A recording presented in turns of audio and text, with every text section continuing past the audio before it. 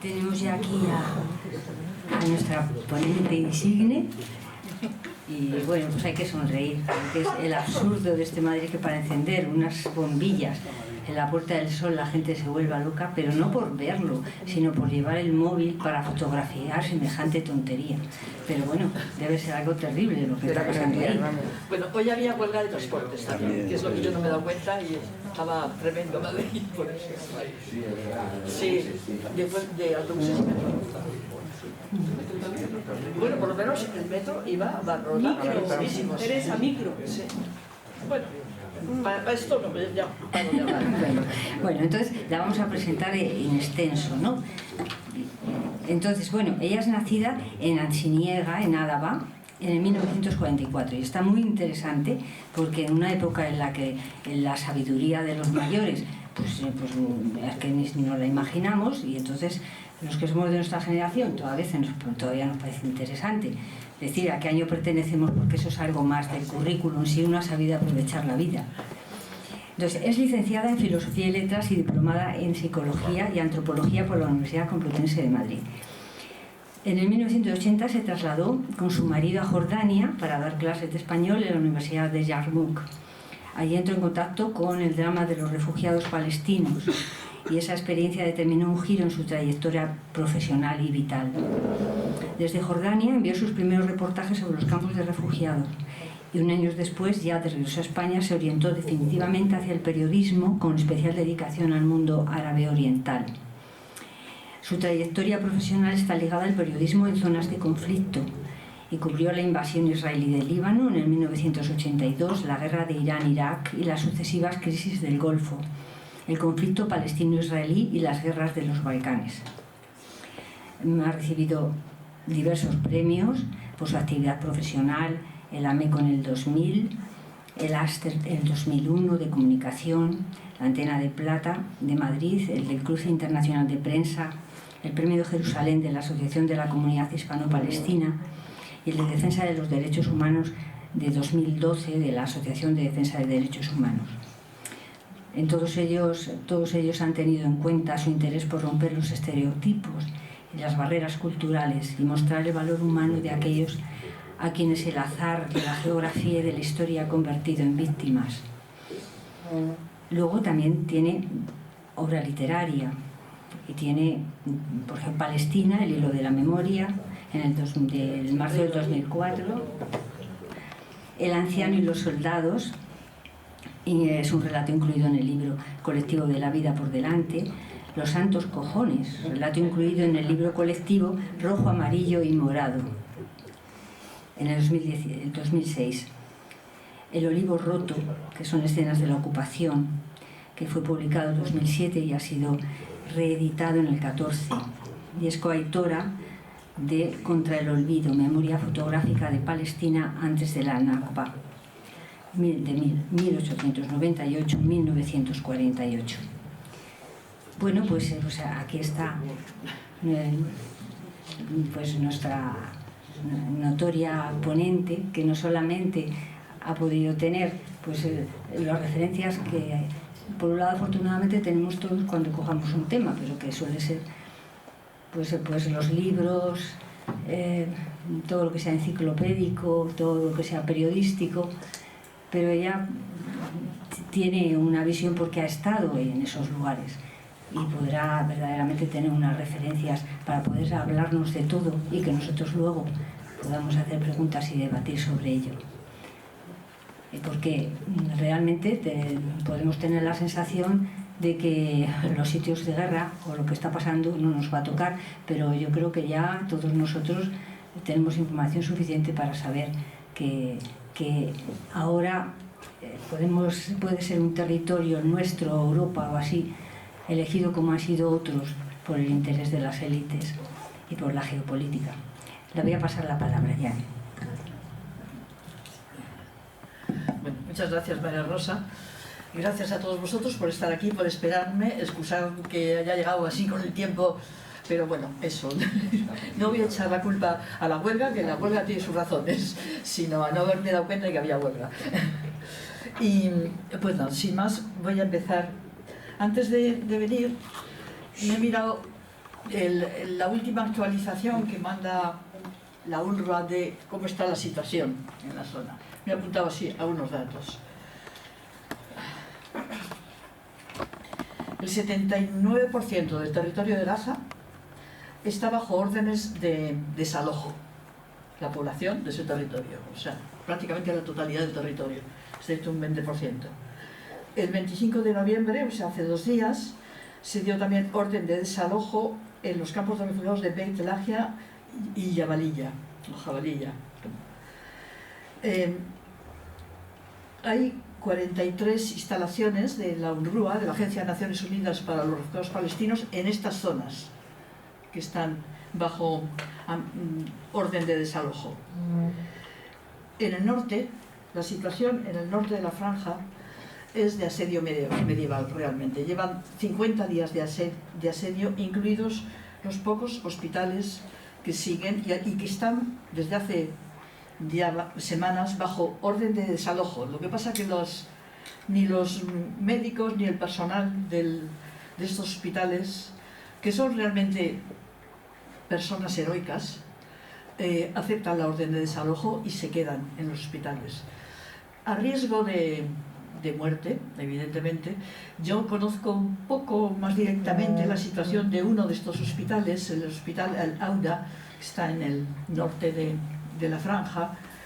Auda quiere decir retorno. Y en este hospital, el director del hospital, al comienzo de la ofensiva, cuando llevaba como 3 semanas la ofensiva israelí en Gaza, lo secuestraron. Hay muchos secuestrados por el ejército israelí, hay que decir esto, de los que no se sabe nada. Y de ellos la mayoría son médicos. El director de este hospital fue secuestrado y no se sabe nada de su situación desde entonces. Suponen que estará en algún centro de detención israelí, pero no tienen ninguna posibilidad de saber, de que les digan qué ha pasado con él. Como él, hay otros médicos también secuestrados, sobre todo médicos, y luego pues gente particular. Esto es importante tenerlo en cuenta porque cuando decimos que hay que liberar a los rehenes, y yo digo que hay que liberar a los rehenes israelíes en manos de Hamas, tenemos que recordar los rehenes palestinos que están en manos del ejército israelí. Estos secuestrados en el marco de la ofensiva y los detenidos, que se cuentan por miles, como sabemos. Entonces, el lenguaje hay que cuidarlo siempre, porque nunca es totalmente inocente, el uso de unas palabras u otras, y en este sentido creo que es importante tener en perspectiva los datos de la realidad. También entre los datos que daba la última actualización de la UNRWA, el número de muertos registrados supera los 44.000. Esa cifra sabemos ya que se queda corta. Y hay una cifra muy fiable, una estimación, no una cifra, que dio la revista Lancet. La revista Lancet es una revista de tipo de información militar, con muchísimo prestigio, es decir, para nada es una revista revolucionaria, que hizo la estimación hace ya casi 2 meses de que el número real de muertos en la franja de Gaza, en todo el territorio, estaría cerca de los 180.000. ¿Cómo hacía este cálculo? Por los que no se han encontrado porque están bajo los escombros y no tienen posibilidad de buscarlos porque constantemente hay más escombros, más bombardeo. También los muertos que no han pasado por el hospital, porque los que tenemos registrados son los que han pasado por un hospital y por lo tanto están ahí registrados como actas de defunción, por entendernos. Pero hay muchísimos, sabemos, y podemos intuir muertos de hambre, porque hay hambre, hay una hambruna ya desatada especialmente en el norte, una hambruna inducida como arma de guerra. Entonces, esta era la estimación que hacía hace como 2 meses la revista Lancet. Si pensamos que es nos parece exagerada la cifra, lo que sabemos es que superan, y posiblemente por mucho, la cifra de los muertos registrados. De esos muertos registrados, más de 13.000 son niños y cerca de 1.000 bebés. Hay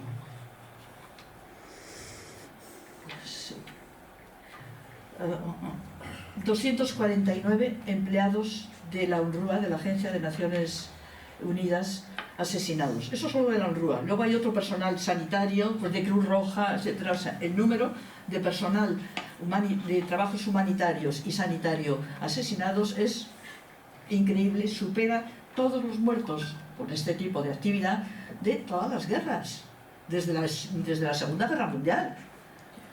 El número de periodistas asesinados está en 140. Eso, bueno, era hace 2 semanas. 182. Ah, bueno, pues esta es la cifra de hace 2 semanas. Estas cifras que nos dicen, pues bueno, lo que ya todos estamos viendo todos los días en televisión, evidentemente, que lo que está ocurriendo es una ofensiva de exterminio, o dicho de otro modo, es un genocidio. Pero como creo que de eso ya somos muy conscientes, no son conscientes al parecer determinados gobiernos europeos, no me refiero al nuestro, que por lo menos ha tenido la decencia, y lo voy a decir así, de hacer un gesto, como es el reconocimiento del Estado de Palestina, y marcar otro ritmo si lo comparamos con el gobierno alemán, el italiano, el francés, bueno, por no hablar del estadounidense. No es suficiente, yo sé que no es suficiente, pero agradezco que no esté... ¿El comercio de armas? El comercio de armas no está en el nivel en el que está. Ni el comercio de armas todavía dejan que se cuelen. Bueno, vale. Sí, claro que pueden hacer más, pero yo siempre tiendo a ser muy realista y a ver el equilibrio de fuerzas que tenemos. Y yo miro hacia Europa, nuestros vecinos, y veo lo que está haciendo el gobierno alemán. Porque alguno de vosotros posiblemente tiene algún amigo viviendo en Alemania. Es insoportable la situación de alguien que intente defender los derechos de palestinos en Alemania. Ya no solo que el gobierno está, después de Estados Unidos, es el que vende más armas, sino que además están prohibidas las manifestaciones pro-palestinas, está prohibido llevar a la CUFIE. Bueno, es decir, se ha llegado a unos niveles atroces si pensamos que estamos en Europa, que supuestamente es el espacio de la libertad de prensa, libertad de movimiento, etc. En ese sentido yo digo que con todo tengo que hacer, y lo hago siempre, esta salvedad, aunque sé que me gustaría que rompieran relaciones con Israel ya mañana, vamos, mismo.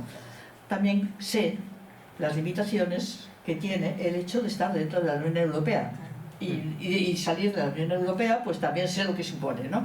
Por lo tanto, no soy tan exigente como algunos, y agradezco que se haya por lo menos iniciado o marcado otro modo de afrontar la situación. Esto es una salvedad.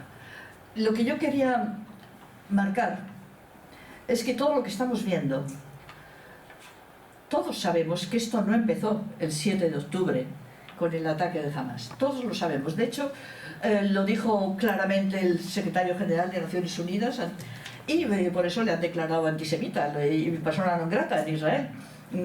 Del mismo modo que al Tribunal Internacional de Naciones Unidas, que ha dictado estas órdenes de búsqueda y captura contra Netanyahu y el ministro de Defensa, Gallant, también contra algunos miembros de Hamas, pero como están seguramente muertos todos, pues ahí se queda, pero bueno, esa es la situación en términos legales. Pero yo lo que quiero recalcar aquí es que esto no es nuevo. Yo a veces he contado, y como ya no sé a quién se lo he contado y en qué ámbito lo he dicho, a veces me da un poco de pudor volverlo a repetir, pero yo recuerdo una escena que vi en televisión como a las 2 semanas de empezar la ofensiva israelí en Gaza. Y era un hombre con toda la cara cubierta de polvo de los escombros, tenía detrás los escombros de los edificios bombardeados, y que mirando a cámara, con los brazos así, decía: esto ya lo vivió mi abuelo. Y esto ya lo vivió mi abuelo marca o recoge lo que es la atroz experiencia palestina. En Gaza, más del 70% de la población son refugiados. ¿Y qué quiere decir esto de son refugiados? Porque a veces usamos las palabras sin extraer de ellos lo que se implica. ¿Por qué hay tantos refugiados palestinos? ¿Por qué existe la UNRWA, Agencia de Naciones Unidas para los Refugiados Palestinos? Pues porque los echaron. Y esto hay que decirlo siempre y recordarlo siempre, porque está es el meollo, el centro de la tragedia palestina, del intento de liquidación de la existencia palestina, empieza con la expulsión de la población palestina de sus tierras. Y por eso hablamos de refugiados. Y por eso Israel, entre sus objetivos, cada vez más claro, es acabar con la UNRWA. ¿Por qué le molesta tanto la UNRWA, una agencia de Naciones Unidas que además tiene obligación por las limitaciones que tienen de mantener una cierta neutralidad? Pues porque la mera existencia de la Agencia de Naciones Unidas para los Refugiados recuerda el crimen inicial de la limpieza étnica de 1947-48. Y digo 47-48 cuando casi siempre se dice 48, porque me parece que es muy importante tener clara la cronología de los hechos para desmontar una telaraña de informaciones falsas, ocultamientos, medias verdades, mentiras redondas también, que desde el comienzo han tergiversado la realidad de lo que fue y lo que es, lo que está ocurriendo en Palestina, han impedido ver la realidad de Palestina porque su objetivo era negar la existencia de Palestina. ¿Y por qué digo que por eso es importante los datos, la cronología de los hechos? Por ejemplo, una de las visiones que está muy enraizada en la opinión pública occidental es que el Estado de Israel se crea para compensar el horror del Holocausto nazi y el intento de exterminio de los judíos europeos por los nazis. Bueno, pues no es así. No tenemos nada más que ver la cronología. ¿Cuándo comienza a gestarse el proyecto sionista? Pues a finales del siglo XIX. ¿Cuándo toma fuerza en Palestina con el apoyo británico? Después de la Primera Guerra Mundial. No la segunda, es la primera, la determinante. ¿Cuándo se marca Gran Bretaña como potencia colonial del momento? Decide amparar y promover e impulsar al movimiento sionista, y el proyecto es crear un hogar nacional judío. Se decía entonces hogar nacional, aunque todo el mundo en el ámbito sionista sabía que era un Estado lo que estaban pensando en Palestina. ¿Qué es importante saber? Estamos hablando de los años 20, cuando comienza el mandato, al finalizar la Primera Guerra Mundial. Inglaterra es uno de los países vencedores, el gran país vencedor realmente, y se reparte en el territorio de lo que había sido el Imperio Otomano, el territorio árabe del Imperio Otomano, entre Francia y Gran Bretaña. Pero Gran Bretaña se queda con la parte más importante y sobre todo se queda con Palestina. Lo que ahora es Irak, lo que es Jordania, etc. Y durante ese mandato sobre Palestina se implementa la colonización sionista de Palestina. Comienza, se apoya, y por eso es muy importante saber los datos que están ahí. Todo está documentado, pero todo está muy eficazmente tapado, de cómo era Palestina entonces. Cómo era demográficamente Palestina en el año 17, que es cuando los británicos entran en Palestina. Pues según los censos británicos, antes había habido los censos de los otomanos, es decir, todos muy rigurosos, la población de Palestina estaba en torno a los 750.000 habitantes, de los cuales el 75 y pico por ciento eran musulmanes, un 12% eran cristianos, un 10%, estamos hablando del año 17, eran judíos. Ese 10% ya estaba compuesto de los judíos originarios de Palestina, que a finales del 19 eran en torno a un 2%, y ya a comienzos del siglo XX han aumentado porque ha empezado la colonización sionista de Palestina. Bueno, pero ¿qué es lo significativo de esto? Que en esas fechas es cuando Gran Bretaña proclama su voluntad de proteger al movimiento sionista y que se cree un Estado o un hogar nacional judío en Palestina. Y en ese momento, cerca del 90% de la población de Palestina no es judía. Y eso es importante darse cuenta. ¿Cómo se plantea crear un Estado judío en un territorio donde la inmensa mayoría de la población no es judía? Pues sencillamente porque iba a favor de los intereses coloniales del momento de Gran Bretaña. En el drama de Palestina se inicia con dos fenómenos estrictamente europeos. Por eso Europa es totalmente responsable, somos responsables en cuanto a pertenecer a este mundo, del sufrimiento del pueblo palestino y de la aniquilación del pueblo palestino. ¿Cuáles son los dos movimientos europeos que confluyen para gestar esto que en ese momento parecía bastante absurdo y además no tenía apoyo de todos los judíos europeos, ni mucho menos? Pues, por un lado es el movimiento sionista, que nace en el corazón del Imperio Austrohúngaro, nace en el 1898, me parece que es el congreso fundador, y nace como proyecto de los judíos de Centro Europa, básicamente, de judíos europeos. Los judíos de Oriente no participan para nada, muchos de ellos ni se enteran de que está eso en marcha. Luego, cuando ya está creado Israel, sí los llevarán y todo eso, pero como proyecto es solo exclusivamente europeo. Ese proyecto de crear un hogar nacional, es decir, un lugar donde la población judía sea mayoría. Ese es el objetivo desde el gobierno. Tenemos que no ser minoría, sino ser mayoría. Y ese objetivo confluye con los intereses de Gran Bretaña, del Imperio Británico, que en ese momento quiere asentar su presencia en el Oriente Próximo, que es la puerta hacia la India y hacia el Extremo Oriente, y le viene muy bien apoyar y convertirse en la patrocinadora, la protectora de un movimiento europeo que se va a instalar ahí, en el corazón del Oriente Próximo. Esa es la confluencia de intereses. De hecho, a veces los detalles reflejan bastante bien las dimensiones de la realidad. Cuando el ministro de Exteriores británico de entonces, Lord Balfour, James Balfour, propone este apoyo de su gobierno al movimiento sionista, ¿quién se opone dentro de ese gobierno? El único ministro judío, el conde Montagu. Y se opone porque es muy consciente, él es un judío británico. Y él sabe muy bien que, bueno, pero ¿qué pinta él yéndose ahí al oriente? Que le parece una tierra muy poco civilizada. Entonces, y lo argumenta muy bien, lo argumenta de un modo que hay que seguir reivindicando. No nos representan.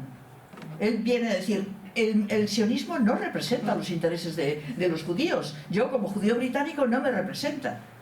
Y se oponen, es el único que se opone, pero evidentemente va a contracorriente. Va a contracorriente de lo que en ese momento son los intereses de él. Así comienza lo que conocemos como conflicto palestino-israelí. Es decir, comienza fuera de Palestina, se gesta fuera de Palestina, al margen de la voluntad de la población palestina, sin tener para nada en cuenta la población palestina. ¿Por qué? Porque está inscrito dentro del colonialismo europeo y eso es el pensamiento colonial. Una característica del pensamiento colonial es, evidentemente, el racismo, el desprecio hacia los otros pueblos, los que están sometidos al dominio de la civilizadora Europa. Y en ese sentido, pues el hecho de que la mayoría de la población de Palestina fuesen árabes, musulmanes, también con presencia de árabes cristianos y de árabes judíos en un principio, y daros cuenta de lo que estoy diciendo, árabes, cristianos, y eso es importantísimo también porque ese es otro aspecto que se ha intentado tapar. La importancia de los cristianos árabes y en el movimiento nacional árabe en general es muy importante, pero en el caso del movimiento de liberación palestino es crucial. Y de hecho está lleno de nombres de cristianos. Pues por ejemplo, el fundador del Frente Popular para la Liberación de Palestina, George Habas, médico cristiano. El Frente Popular es la organización de raíz marxista. El Frente Democrático de Liberación de Palestina, Nayad Jawadme, cristiano. El jefe del gabinete de Arafat, yo recuerdo que lo conocí, cristiano también. Es decir, que la presencia política de los cristianos árabes, los cristianos palestinos, ha sido muy importante, más allá de su presencia numérica. ¿Por qué esto se intenta tapar? Porque ¿qué es lo que le interesa al señor Netanyahu y a muchos políticos europeos? ¿cómo les interesa presentar la causa palestina? Como una cuestión islamista. Y les viene muy bien el que se enarbole la bandera del Islam, en algunos sectores, y evidentemente jamás enarbola la bandera del Islam, para desprestigiar la causa palestina, que es una causa nacional, es un movimiento de liberación nacional. Y desde el inicio se plantea como un movimiento laico, multiconfesional, es decir, no islámico. Y en eso, quizá los principales defensores de ese carácter laico de la OLP siempre han sido los cristianos palestinos. Hombre, porque les afecta también, claro. Ellos son tan palestinos como su vecino musulmán y no se sienten identificados con un movimiento que enarbole la bandera del Islam, ¿no? Pero lo interesante de esto es saber hasta qué punto determinadas ideas que se lanzan y tienen una segunda intención. Cuando el señor Netanyahu equipara a Hamás con el Estado Islámico, pues no es casual. ¿Por qué lo hace? Porque sabe que eso en Occidente nos provoca espanto. Y sin embargo, Hamás es un movimiento, evidentemente, que enarbola la bandera islamista como seña de identidad. Pero no tiene nada que ver con el Estado Islámico, porque es también un movimiento de resistencia islamista. Bueno, ¿qué conviene tener en cuenta? Como os digo, lo que está ocurriendo ahora, la atrocidad que está ocurriendo ahora y que tiene aspecto de continuar, de que nadie lo va a frenar, como digo, viene de atrás. Y hay elementos que, cuando uno los mira, se da cuenta que se repiten. Para eso es importante tener presente, como he dicho antes, que estamos hablando de una población que en gran parte fue expulsada de sus tierras. ¿Y cómo fue esta expulsión? Fue una atroz operación de limpieza étnica. Yo antes he dicho 47-48. ¿Por qué digo 47-48? Porque comienza en diciembre del año 47, la primera semana de diciembre del 47. Y esta fecha es importante porque estamos el 28 de noviembre, mañana es el Día Internacional de Solidaridad con Palestina. ¿Y por qué? Porque es el aniversario de la primera resolución de Naciones Unidas sobre el tema de Palestina, que fue la resolución de partición, de división del territorio de Palestina en dos estados. Un estado árabe y un estado judío. El estado judío tenía asignado el 56% del territorio, el estado árabe en torno a un 43%, y la zona de Jerusalén quedaba bajo un estatus internacional. Eso era la resolución de partición. Pero es que en el momento de la resolución de partición, y otra vez hay que volver a los datos, según las actas de Naciones Unidas, la composición demográfica de Palestina era como sigue: 1.290.000 habitantes. Como lo estoy diciendo de memoria, pero a lo mejor en vez de 90.000 son 80.000. De los cuales una tercera parte eran ya población judía, una tercera parte. El resto era población musulmana, población cristiana y otros. Otro dato que es básico de ese momento, del año 47, la propiedad de la tierra. La propiedad de la tierra, que muchas veces la propaganda sionista dice, no les echamos, les compramos la tierra. Y eso hay que tener los datos frescos para saber que es una gran mentira. Claro que compraron tierra, empezaron comprando la tierra. Eso es cierto, comprando la tierra con la financiación de la familia más poderosa económicamente del momento, que era la familia Rothschild al comienzo, después la Agencia Nacional Judía, es decir, ofreciendo cantidades astronómicas, y compraron hasta los años 20. Básicamente la estrategia era ir comprando tierra. Pero a partir de los años 20, los propietarios palestinos no venden. Ahí se produce un estancamiento a partir de mediados de los años 20. El caso es que en el año 47 es propiedad judía el 6,5% de la tierra de Palestina. El 6,5%. El 43 y pico % es propiedad privada árabe, el resto es propiedad árabe comunal. Y esto es importantísimo, porque entonces tenemos la resolución de partición que dice un Estado judío en este 56% del territorio, pero los dirigentes del movimiento sionista son muy conscientes en ese momento de que con esa realidad no pueden construir su Estado judío, por mucho que Naciones Unidas legitime el proyecto, que es lo que hace Naciones Unidas, legitima el proyecto. Y ahí empieza la operación de limpieza étnica, como la necesidad imprescindible para construir su Estado. Como digo, comienza una semana, estrictamente una semana después de la resolución de partición.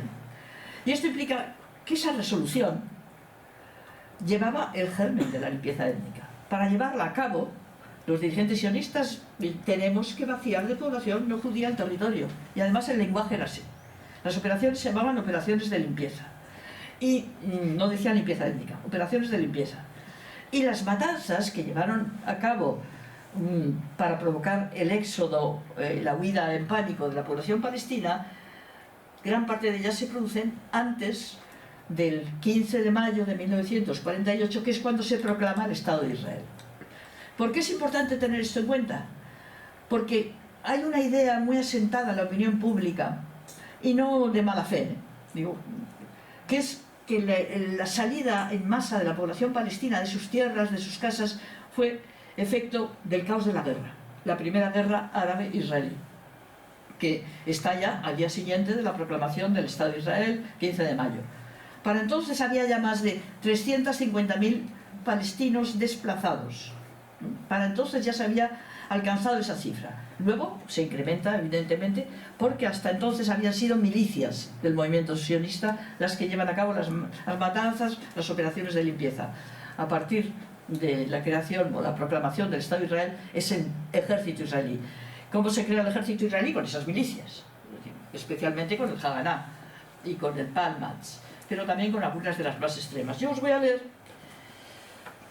la descripción que hace el que era delegado de Cruz Roja en Jerusalén en el año 48, llevaba ya un tiempo allí, de la matanza de Deir Yassin. Quizá a algunos os suene el nombre. Deir Yassin era una pequeña localidad cercana a Jerusalén, un pueblo de campesinos. Estaba en la ruta entre Jerusalén y Tel Aviv. Y eso es lo que la marcaba como objetivo militar. Habían firmado incluso algún acuerdo de no agresión con las colonias sionistas cercanas, es decir, que era una gente muy pacífica, desarmada. Y el 9 de abril de 1948, una de las milicias del movimiento sionista, muy extrema, el Irgun, masacró a toda la población de Deir Yassin. Básicamente, como los hombres habían ido al campo a trabajar, fueron ancianos, mujeres, niños, bebés. La matanza de Deir Yassin tuvo eco. Y esta descripción es la que hace el primero que llega, el primer testigo, cuando todavía las tropas del Irgun estaban allí. Entre la tropa, dice, había algunos muy jóvenes, casi adolescentes, todos en vestimenta militar y con casco, hombres y mujeres armados hasta los dientes, con pistolas, metralletas, granadas y también grandes cuchillos, la mayoría aún ensangrentados. Una joven muy bella me mostró el suyo, aún goteando sangre, como un trofeo. Me abrí paso entre ellos y entré en una casa. La primera habitación estaba a oscuras, con todo en desorden, pero no se veía a nadie. En la habitación contigua encontré, bajo los muebles y los colchones reventados, varios cadáveres ya fríos. La operación de limpieza la habían hecho primero con ametralladoras, después con granadas y finalmente con los cachetes, con los machetes, sin ninguna preocupación porque no se descubriese. Esta frase es importante. ¿Por qué no tenían preocupación porque no se descubriese? Porque era una estrategia de terror. Querían sembrar el terror.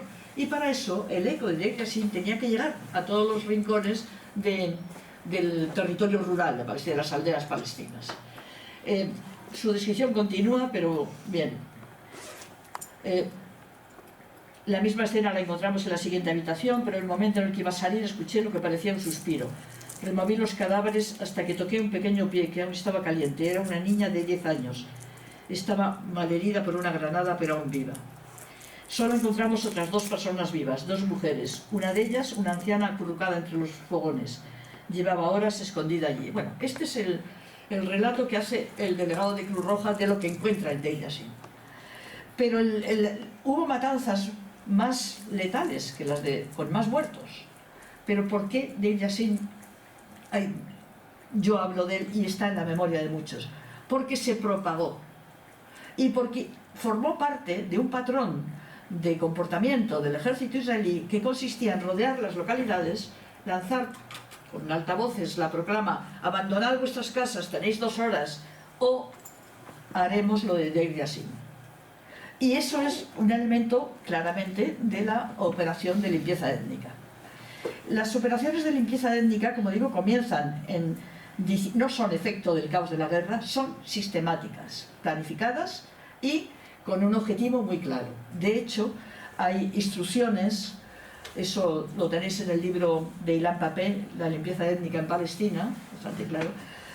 A partir de marzo del 48,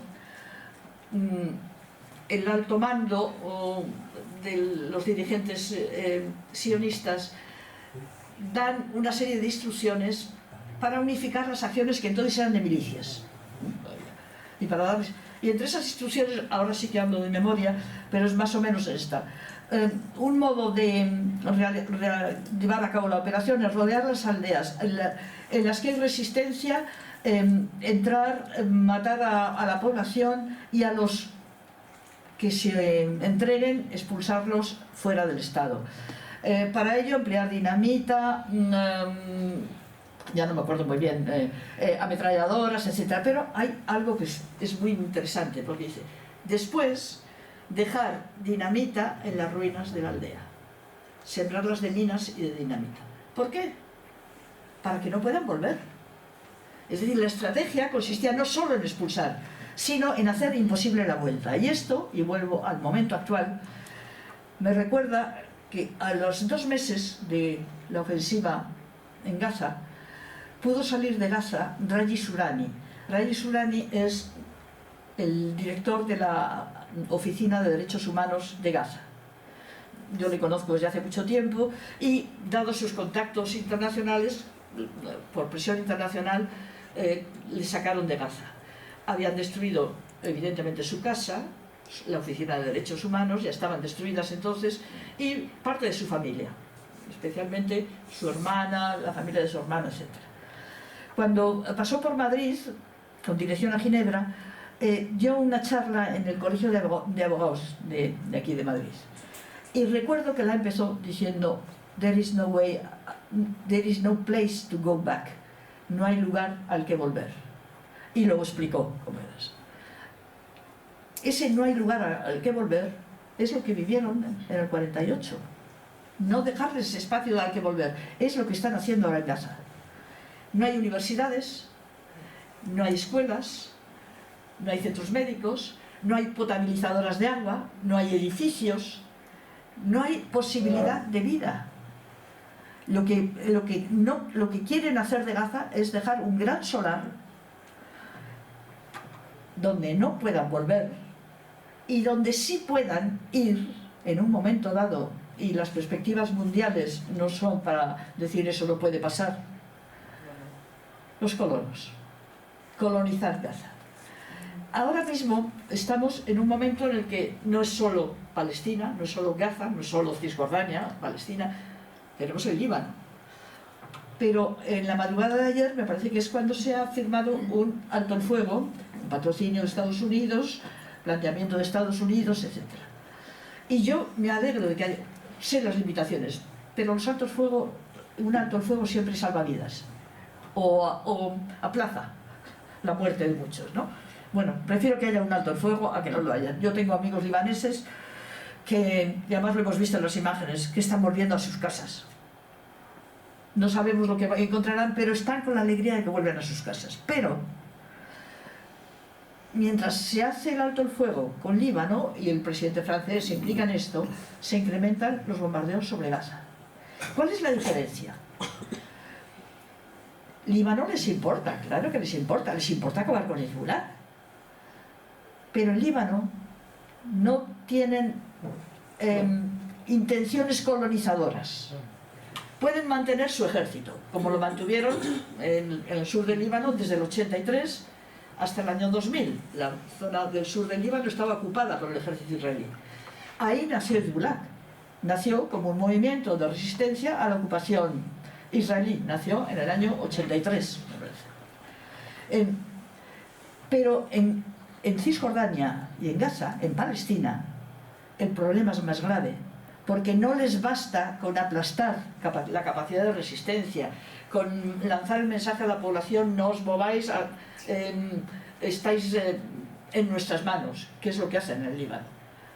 No les basta con eso, necesitan eliminar la presencia palestina, negar la presencia palestina, hacer que no quede causa palestina, población palestina, causa palestina, reclamación palestina, refugiados palestinos. Ese es el objetivo, que no es nuevo de ahora. Lo que pasa es que ahora se está llevando a cabo de una manera tan evidente y tan impune como siempre, que ya es difícil no verlo. Lo único que ha cambiado desde hace años, yo llevo muchos años en esto ahora, es que ahora estamos viendo lo que es Israel. Ahora la gente que no estaba muy informada del tema está viendo lo que es Israel, lo que significa la presencia de este Estado en esa zona. Y ahora no tiene límites, ni externos ni internos, para seguir adelante con esto. No quiere decir, yo no creo que la sociedad israelí sea monolítica, que no haya posibilidades, porque como todo fenómeno humano es cambiante, complejo, lo que sea. Lo que sí constato, porque llevo muchos años, es que ha ido hacia posiciones cada vez más racistas, más fascistas, y con prácticamente la ausencia de un movimiento antiocupación, como lo había en los años 80. En los años 80 se podía decir, había lo que se llamaba paz ahora, había un movimiento de la sociedad israelí con el que podías intentar el diálogo, el acercamiento y el cambio de... Ahora mismo no lo hay, desde hace años no lo hay. Eso explica que Netanyahu tiene un respaldo apabullante ahora mismo, porque encima está saliendo como victorioso de lo que hace. Y eso tiene otra connotación que nos afecta como ciudadanos del mundo, porque ¿cuál es el mensaje que está transmitiendo lo que está ocurriendo en Gaza con el consentimiento, complicidad de Occidente? Pues que no hay que andarse con zarandajas de derechos humanos, ni de derecho internacional, ni de crimen de guerra o no crimen de guerra. La única ley, la única norma que importa, y la única norma que es vigente en este momento, es la ley de la fuerza. Esto es lo que representa ahora mismo Israel. Y lo que estamos viendo en Gaza es el espejo. Por un lado es el espejo de lo que somos como occidentales. Gaza nos devuelve el horror que se está viviendo en Gaza, nos devuelve nuestra imagen como occidentales, de la manera en la que otros pueblos nos perciben y nos sufren. Esta idea tan heroica o tan épica que tenemos de Europa como espacio, el jardín europeo, que dijo el señor Borrell, espacio de libertades, de civilización, de democracia, pues puede ser que sí, tiene un sentido hacia el interior. Se vive mejor aquí que en... Pero básicamente, ¿qué es lo que somos como occidentales? Depredadores. Somos una civilización depredadora. Lo hemos sido en el momento del colonialismo, del auge del colonialismo, y lo estamos siendo ahora, con respecto a lo que queda de nuestro dominio colonial en la zona. Y es importante que nos veamos como lo que estamos haciendo como occidentales, es decir, que rompamos ese globito de pertenecemos a los exquisitos del mundo. No es así. Pero sin embargo, no lo tenemos asimilado, no lo tenemos como forma de nuestra identidad. Es muy raro el europeo que tiene conciencia de eso. Yo recuerdo conversaciones siempre, pues cuando estaba en la zona, con colegas del periodismo, que hay un momento en el que uno dice, bueno, pero es que los árabes ya se sabe, los árabes llevan matándose toda la vida.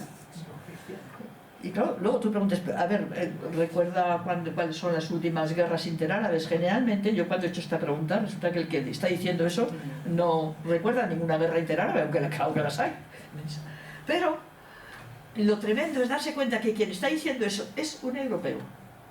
Y los europeos, como europeos, tenemos en nuestra mochila las dos mayores carnicerías casi de la historia de la humanidad.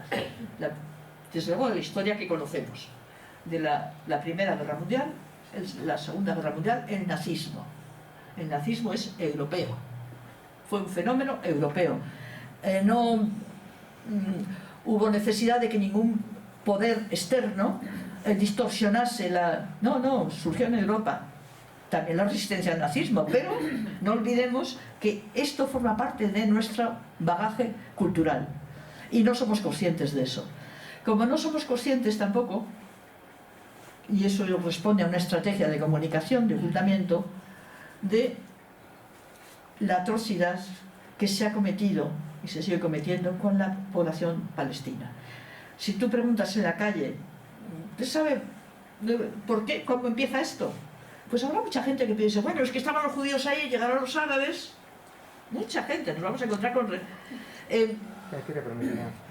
Luego, ¿quién tiene conciencia de la limpieza étnica del 47-48? No hay. Todos somos muy conscientes del horror del Holocausto y debemos de serlo, eso y más. Pero no somos conscientes del horror del colonialismo, de los crímenes del colonialismo, no de la misma manera. Consideramos el mal absoluto, casi, el nazismo, pero no consideramos ni siquiera el mal grave, el colonialismo, lo que hizo el colonialismo belga en el Congo, lo que hizo el colonialismo británico en Oriente, lo que hicimos los españoles en América. No hay... ¿Y por qué? Porque tenemos una percepción falsa de lo que hemos representado en la historia del mundo, de la humanidad. Y ahora mismo estamos, yo diría, en uno de los momentos más atroces en los que creo que la mayor parte de la gente que ve las noticias y esto es consciente de que lo que está ocurriendo en Gaza es un genocidio, pero no hay capacidad de cambiar el curso, porque con todo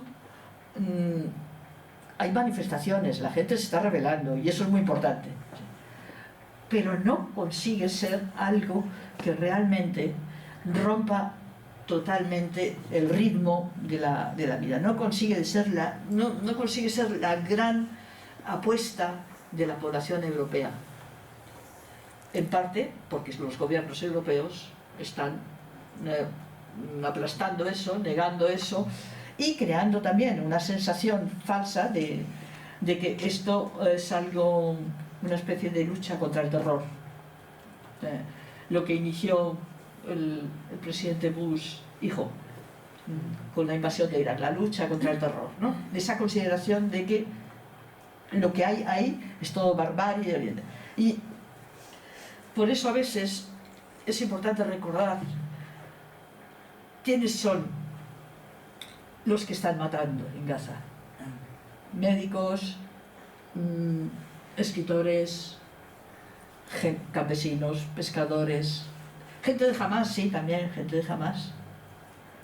No llevan una crucecita que diga hay que exterminarlos, ¿no? Y para terminar yo voy a leer, lo apunto aquí, en Gaza, como en toda Palestina y como en todo el mundo árabe, hay mucho poeta. La poesía es la forma de expresión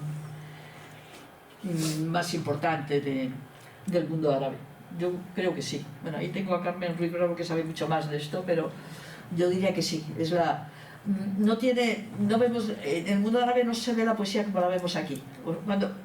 Cuando puede concitar un recital de poesía en un estadio de fútbol a miles de espectadores, pues nos damos cuenta que eso aquí sería impensable. Hay un poeta, Rifat Al-Araer, o Al-Arer, no lo sé muy bien el nombre, que murió junto a sus hijos. Bueno, lo asesinaron en su casa con los hijos, el hermano. Tenía 44 años y era uno de los poetas ya bastante reconocidos mundialmente. Y 2 días antes de morir, él consiguió, a través de redes sociales, que saliese un poema que quizá algunos hayáis visto ya, porque se ha salido mucho en las redes. Si he de morir, debes vivir para contar mi historia, para vender mis cosas, para comprar un trozo de tela y una cuerda que sea blanca, con una cola larga, para que un niño en algún lugar de Gaza, mientras el cielo mira en sus ojos, esperando a su padre, que se fue en una llamarada y no se despidió de nadie, ni siquiera de su carne, ni siquiera de sí mismo, vea la cometa, mi cometa, la que tú hiciste, volando arriba, y piense, por un momento, que un ángel está ahí, trayendo de vuelta el amor. Si he de morir, deja que traiga algo de esperanza, deja que sea una historia. Y este hombre es uno de los que han matado, muchos más, claro. Hace casi un año.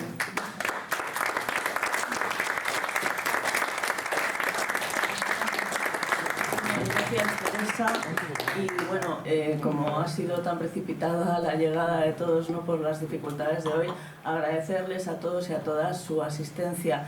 Y ya voy a aprovechar a anunciar, si me lo permite, Teresa, el próximo acto, porque luego se van ustedes, que va a ser el 12 de diciembre y va a ser sobre el legado de Allende, con la intervención de 2 colegas de Teresa, un periodista chileno, Miguel Ángel González, y Mario Amorós, español, y también un joven comunicador, Camilo, que nos comentará cómo recuerda la juventud chilena actual a Allende. Y después de esto, pues damos paso al debate. Yo me voy a aprovechar de mi situación y le voy a hacer una pregunta a Teresa, ¿no? La última noticia que he leído sobre esto es que asociaciones progresistas de jueces, fiscales, habían puesto en evidencia la situación de un palestino que ha pedido asilo en España y no se lo han concedido, y han dicho que hay más casos. Y además, en ese artículo que he leído un poquito rápido, comparaban la situación de este señor palestino con los venezolanos o los ucranianos, a los que se les está posibilitando el derecho de asilo sin problemas. Entonces quería saber tu opinión al respecto. Pues la verdad es que no lo sé. ¿Tú te has enterado a través de redes sociales o te han llamado? Por la prensa. Por la prensa. Pero de hoy. Claro, bueno, pues es que yo no lo he visto. Pero me enteraré. Vamos, me parece muy grave. Sí, me parece muy grave y es algo que del mismo modo que he dicho antes, que agradezco que al menos el gobierno español no esté en la misma tesitura que el alemán y todo eso. Sin embargo, este tipo de cosas, pues tiene que haber una normativa clara que impida que ocurra. Y bueno, espero que llegue a quien tenga que llegar. No sé quién será el responsable de eso, ministro de Exteriores, ministro del Interior, no sé. Pero eso hay que airearlo, porque es una vergüenza que eso ocurra, aparte de que resulta totalmente inhumano. Porque todos sabemos muy bien lo que está pasando en Gaza. Lo sabemos y más aún los políticos. O sea. Sí, bueno, solamente en la pregunta que tú te haces, bueno, se trata de conceder o no derecho de asilo, y el derecho de asilo es porque tú reconozcas que en el país donde está ese señor le pueden perseguir por razones políticas. Una actitud como esta, que es administrativa, sí. Ese expediente, pues significa, bueno, algo serio, es decir, que siempre estamos observando que los estados es como que se dividieran los posicionamientos para cuestiones formales. Reconocimiento del Estado palestino, sí, pero en esa división de tareas y de proclamas, todos están actuando más o menos igual. Y esta es una muestra más. O sea, ninguno se va a contradecir en apoyar el que cese el genocidio, el que cesen todo ese tipo de conducta. Bueno, yo no estoy muy de acuerdo. Creo que hay matices, hay diferencias, y no es lo mismo el gobierno noruego, el irlandés, el español y el esloveno que el resto de los gobiernos europeos. Que, por ejemplo, se han pedido públicamente el alto el fuego. No les han hecho. Han pedido también, eso ha sido el gobierno español, que se suspendan los acuerdos preferenciales con Israel. Pero claro, todos sabemos lo que es la Unión Europea y que las decisiones son, no sé en este caso si es también, pero la mayoría son por unanimidad. Y la Unión Europea ahora mismo ya no es, yo he dicho antes, Francia, Alemania, ya no está Gran Bretaña, pero bueno, Italia, pero luego están las del este. O sea, los países del este que están dentro de la Unión Europea son, bueno, más peligrosos que Alemania en este sentido. Y entonces ahí hay un terreno que es muy difícil de cambiar, a no ser que... y luego tenemos las poblaciones, que tenemos la extrema derecha subiendo en casi todos estos países. Entonces, claro, hay que saber con qué mimbre se cuenta. Y en ese sentido, pues yo creo, a mí me parece importante hacer matices y diferencias, y no meter a todo el mundo en el mismo saco, porque si no, no hacemos nada, no nos vale de nada. Claro que sí. ¿Eh? Sí, me parece muy bien. Gracias. No, te quiero decir no, que si no nos inmoviliza. Y, No sé, es una cuestión de opinión solamente, bueno, sí, porque sí, casi no podemos hacer Ya lo nada. sé, la verdad. bueno, pero lo que se pueda hacer hay que hacerlo. No quiere decir que todos tengamos que tener la misma visión. Tú puedes decir, eso me parece a mí que vale muy poco, y otro pensará que vale mucho, pero si está en la dirección de... Mira, el reconocimiento del Estado de Palestina no cambia para nada la vida de los palestinos en este momento, sabemos que no. Pero ¿sabes lo que hace? Lanza un mensaje. Porque en lo que está ahora mismo la posición de los palestinos y de la causa palestina es en la desaparición. Están en riesgo de exterminio, están en riesgo de aplastamiento total. Entonces, que un Estado europeo, 3 Estados europeos digan, te reconozco, estoy diciendo, existes. Porque desde el primer momento, yo antes suelo leer un párrafo que tengo también aquí en el libro, de cómo desde el primer momento el movimiento sionista necesitó negar la existencia del pueblo de Palestina. Y todos tenemos presente el eslogan más conocido, eficacísimo del sionismo: una tierra sin pueblo para un pueblo sin tierra, que es un eslogan del siglo XIX. ¿Qué es lo que hacía? Negar que hubiese un pueblo en Palestina. Pero era una gran mentira, era un grandísimo bulo, ahora que hablamos de los bulos, un grandísimo bulo, porque en Palestina nunca fue un espacio vacío. Y además lo sabían. Yo por eso suelo leer, bueno, un texto de un judío ruso de Odessa que en el 1891 viajó a lo que él consideraba Israel, Palestina, para comprobar si lo que le estaban diciendo era así. O sea, que allí era un sitio donde se podía llegar, comprar tierra. Mira, os voy a leer una parte así, porque no, ya que, no sé, sí, lo tenía marcado. Este hombre, el judío, eso de Odessa, como digo, en el 1891, dice: tenemos la costumbre de creer, porque a la vuelta escribió una especie de ensayo, artículo largo, un ensayo sobre lo que él había visto. Los que vivimos fuera de Israel, que allí la tierra es ahora casi completamente desértica, árida e incultivada, y que cualquiera que quiera adquirir tierras allí puede hacerlo sin ningún inconveniente.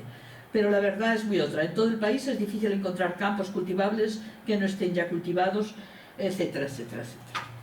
1891. Claro que lo sabían los dirigentes, no digo la población, pero les daba igual. Eso es el pensamiento colonial. Hay gente allí, bueno, pues vaya, qué problema, por eso se convierte en problema Palestina.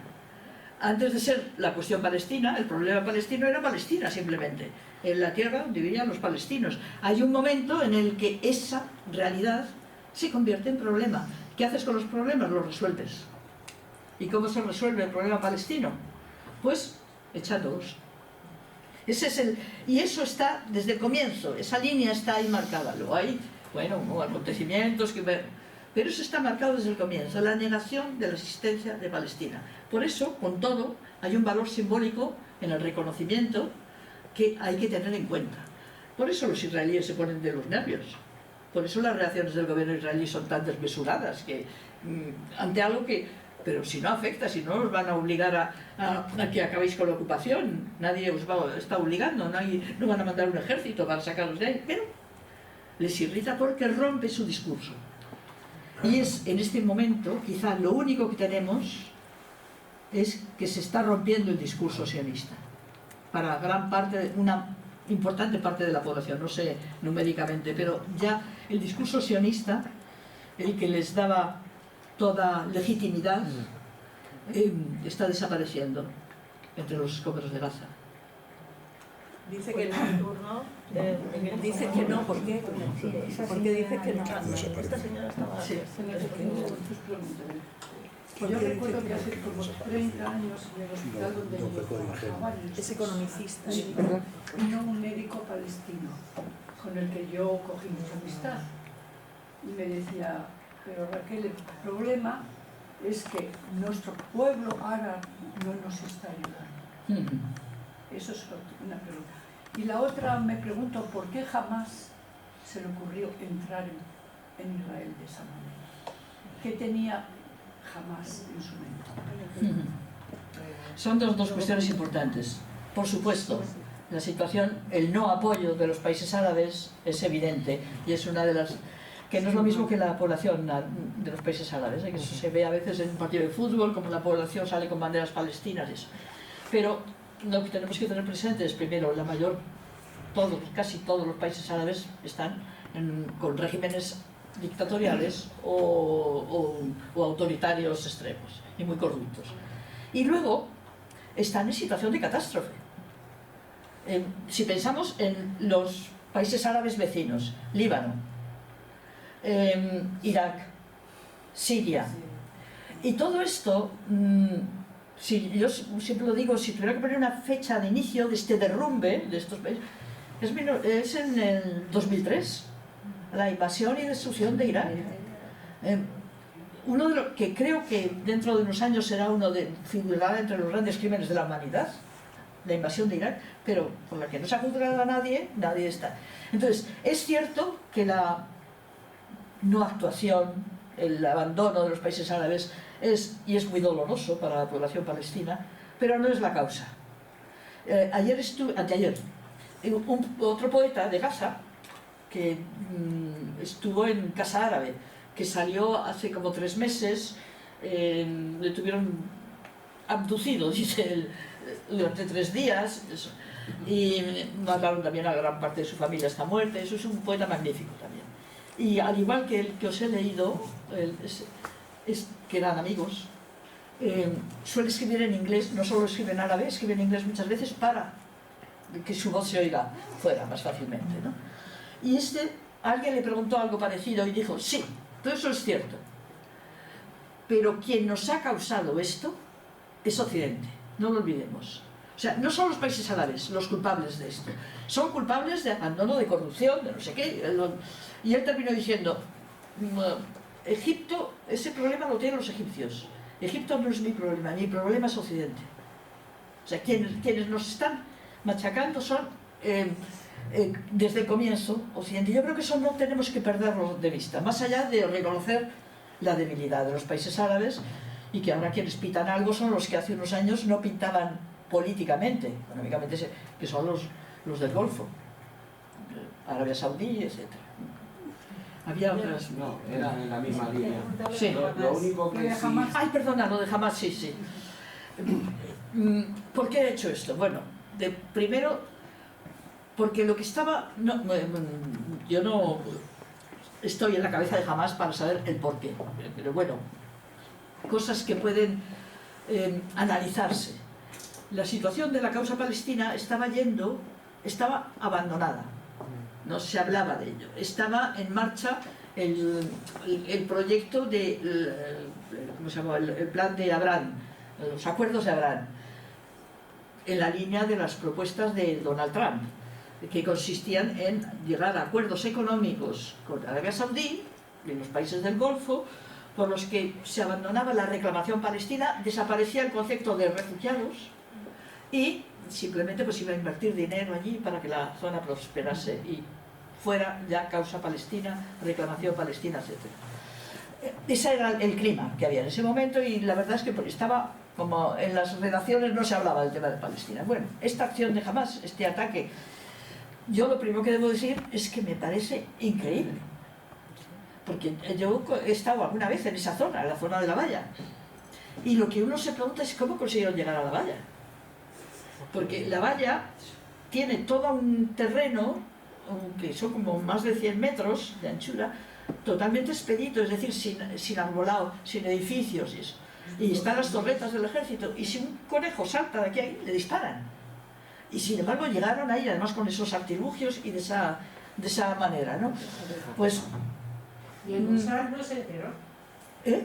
Y el Mossad no se enteró. Tenían información de los egipcios, les habían dicho jamás estar...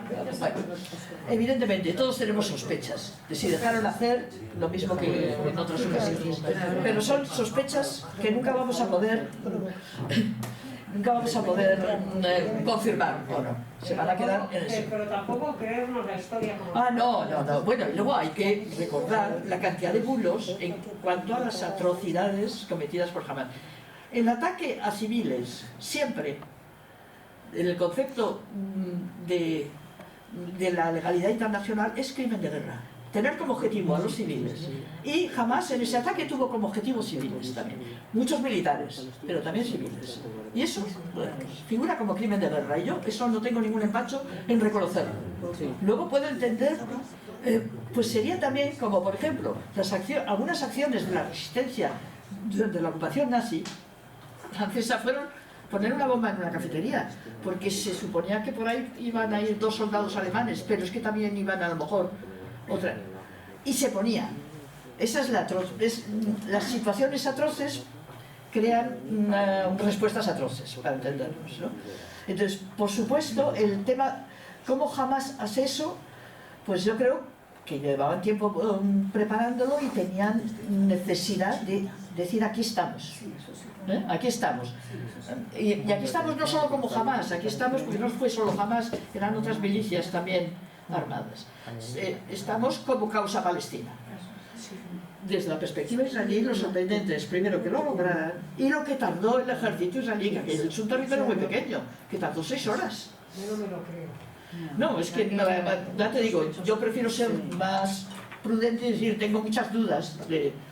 Luego, lo que sí hay que desmontar totalmente son los bulos que se lanzaron y que todavía siguen funcionando, y hasta el presidente de Estados Unidos se hizo eco de uno, el de los 20 bebés decapitados, que lo dijo el presidente de Estados Unidos, que lo tuvieron que desmentir en la Casa Blanca.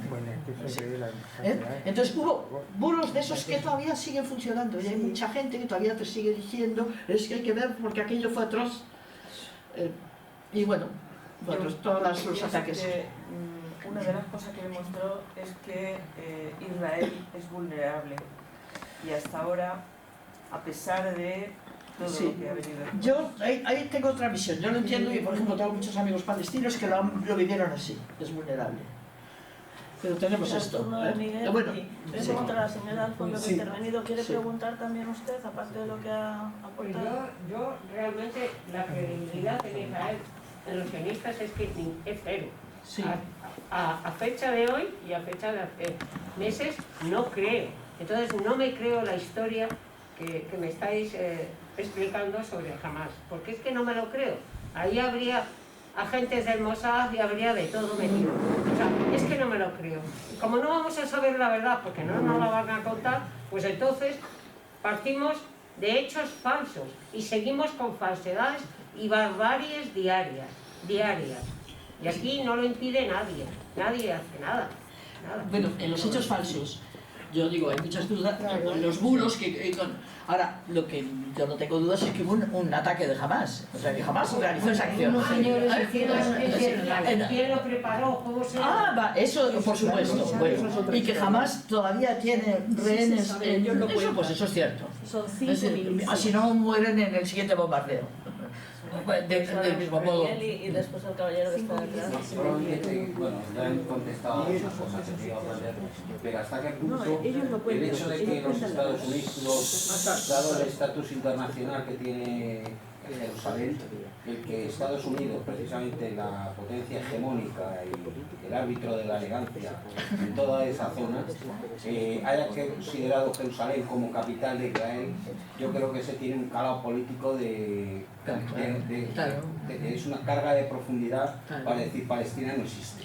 O sea que el reconocer Jerusalén como la capital del Estado destruye la construcción que se hizo de una ciudad marcada por la religión. Está marcada el Vaticano, está los islámicos y están los judíos.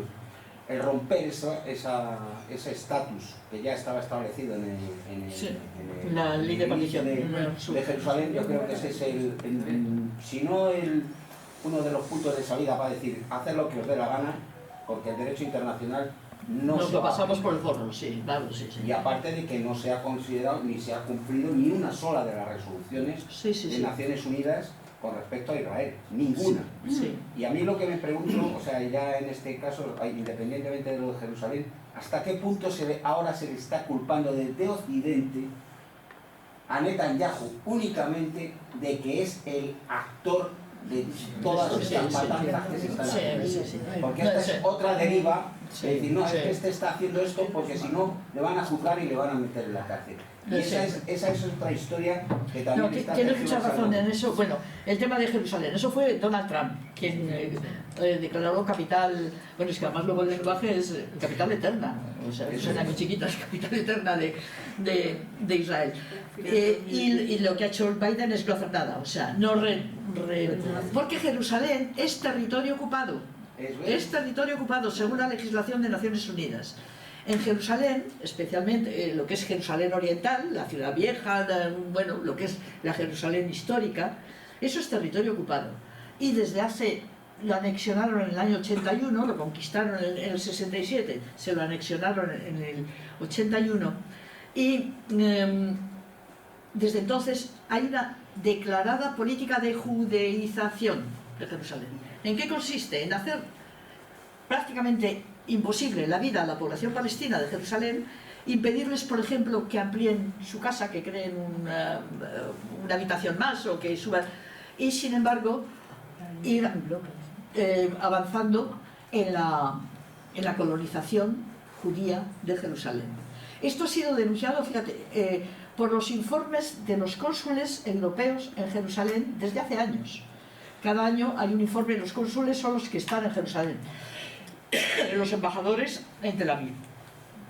Y en Jerusalén los cónsules europeos cada año hacen un informe de la situación de la ciudad. Y desde hace ya más de, no sé los últimos, pero yo hablo desde el año 2000 o así, hablan de limpieza étnica paulatina en Jerusalén, en relación con la judeización de la ciudad. Entonces esto es así. No sé qué otra cosa habías dicho que me interesa. Bueno, se me ha ido la olla, no sé qué otra cosa. Netanyahu. Lo de Netanyahu, tienes toda la razón, por eso yo hablo de la historia. Cuento que esto viene de atrás, siempre. Netanyahu es la extrema derecha en Israel, pero es que ahora mismo, en lo que hay políticamente en Israel, es derecha, extrema derecha, extrema derecha. El Partido Laborista, que fue el creador del Estado, de algún modo, el motor del Estado, es irrelevante. Tiene 4 diputados. No hay izquierda en Israel. En un momento hubo una idea de que había una izquierda. El movimiento el movimiento de paz ahora, que en los años 80 tuvo su importancia, está desaparecido. El respaldo a las acciones en Gaza, no solo ahora, también los bombardeos del 2014, suele estar en torno al 80% de la población. Entonces, cuando vemos grandes manifestaciones en contra antes de la ofensiva sobre Gaza, había grandes manifestaciones enormes en Israel en contra del proyecto de ley con el que Netanyahu intentaba poner el poder político por encima del poder judicial, es decir, quitarle campo de acción al poder. Entonces, eso provocó grandes manifestaciones. Pero en esas manifestaciones no veías una pancarta contra la ocupación. Eran cuestiones internas. no en contra de... El movimiento contra la ocupación en Israel está prácticamente desaparecido, excepto, pues muy honrosas excepciones, porque tienen mucho valor, mucha categoría humana, quienes están en ello.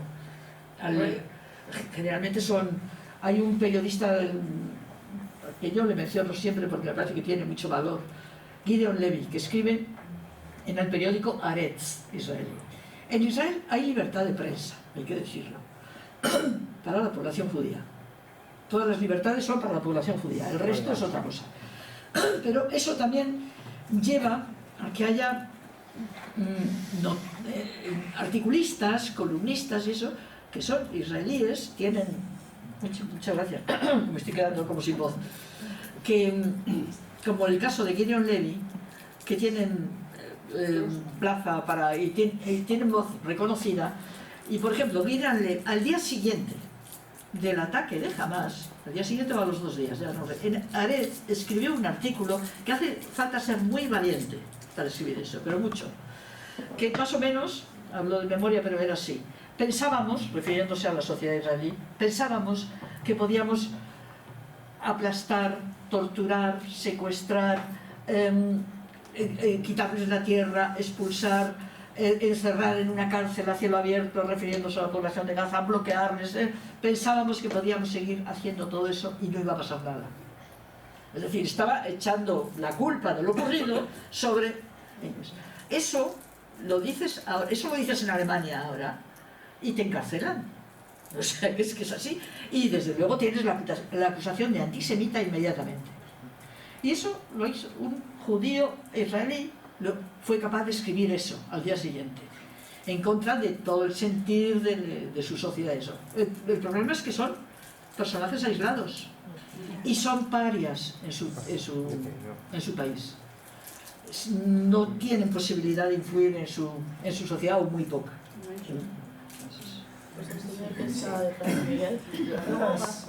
Has acentuado con cierto énfasis el protagonismo de los askenazis centroeuropeos en el nacimiento del sionismo, ¿no? Sí.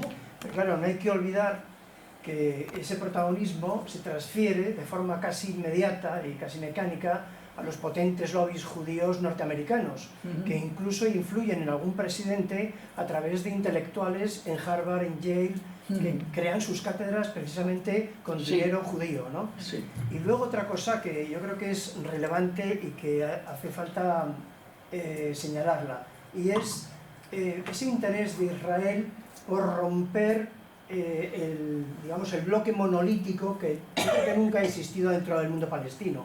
Porque claro, no hay que olvidar que Hamas empieza siendo apoyado casi financiera o ideológicamente por el propio Israel, para romper, digamos, la legitimidad de la Autoridad Nacional Palestina de Arafat, ¿no? Sí, esa ruptura entre ellos crea una bicefalia que les debilita de forma extrema, porque una de las justificaciones que tiene Israel es que no tienen con quién negociar.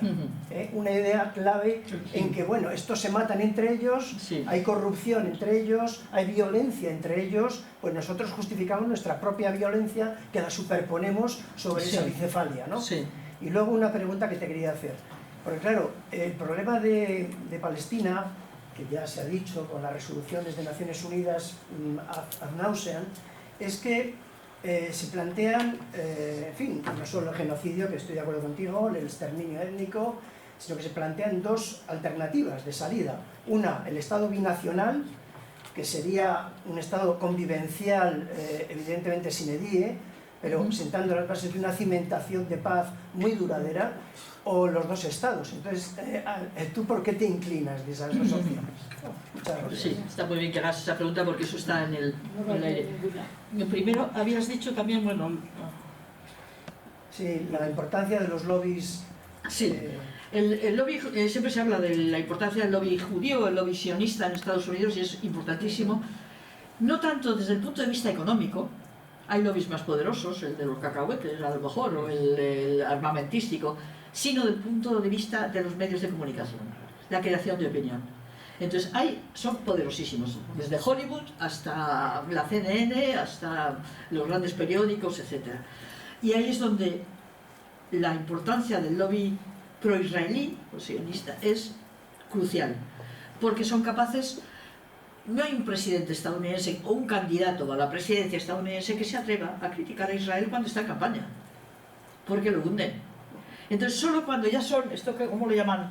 El presidente, el pato cojo, cuando ya están en el segundo mandato y ya no se tienen que volver a presentar, hay alguno, como fue Carter, Obama, 2 meses antes de ya retirarse, por primera vez no vetó una resolución de Naciones Unidas, o sea, se abstuvo, pero permitió que saliera, en la que se reiteraba que todos los asentamientos, todos son ilegales, ¿no? No hay unos legales, otros sí. Entonces, bueno, eso es así. Y después, la última cuestión, que es la que yo creo, para mí ahora mismo eso es una cuestión irrelevante, determinarse por una u otra opción. ¿Por qué digo esto? La solución de los 2 estados ha sido, o está siendo destruida todavía, ante la mirada y la pasividad de Europa durante todas estas décadas por Israel, sencillamente con la colonización de Cisjordania, y creando asentamientos y haciendo inviable un futuro Estado palestino en ese territorio que tú estás robando. Y eso ha venido ocurriendo sin que Europa diga ni media, ni eso. Aunque Europa está comprometida, y Estados Unidos también, en esa solución, se supone. La otra solución, los 2 estados. Perdón, el único Estado, un Estado binacional. ¿Cuál es el problema? Me parece todavía más difícil, porque tal como está la sociedad israelí, tal como es el mundo y el apoyo a Israel, lo que no le veo cercano el día en el que la sociedad israelí sea capaz de aceptar que no es un Estado judío. ¿Cuál es el problema de eso? Pues el demográfico, el que fue desde el comienzo. Si te anexionas el territorio con sus habitantes, pues dejas de ser mayoría, enseguida. Si se anexiona Cisjordania con toda la población de Cisjordania, estarían en un 50-50%, más el 20% que hay ahora mismo de población árabe palestina dentro de Israel, con ciudadanía israelí, que son los que no consiguieron echar en el 47-48. Y la cuestión demográfica es siempre la cuestión más importante en Israel. Y el concepto de Estado judío, para ellos es, bueno, cuando digo para ellos es los estamentos oficiales y la sociedad en general, según las encuestas. Con lo cual tenemos 2 opciones que parecen imposibles, las 2, porque en este momento lo son, pero que sin embargo crean división en el movimiento palestino. Por eso digo que a mí me parece irrelevante. ¿Qué es lo relevante ahora mismo? Pues que no los exterminen.